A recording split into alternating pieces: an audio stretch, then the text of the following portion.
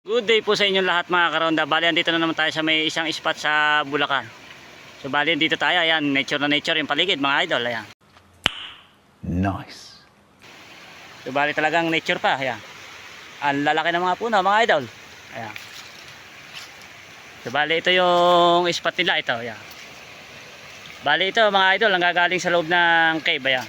Yung water na to. So bali, hindi pa siya ganun kalakas kasi ngayon lang nag-i-start ng tagulan mga idol. Ayan. Ayan. So lakad pa tayo dito sa Migawi rito mga idol. Ayan. So, ang ganda-ganda ng place nila mga idol. Ayan. So fresh water nanggagaling sa cave mga idol. Ayan.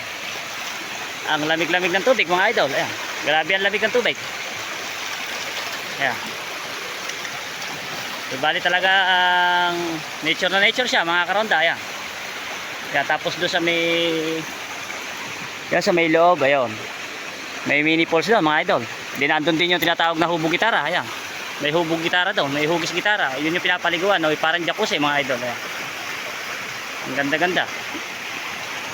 So papakita ko po sa inyo yung aerial video. So tara, samahan nyo ako mga idol.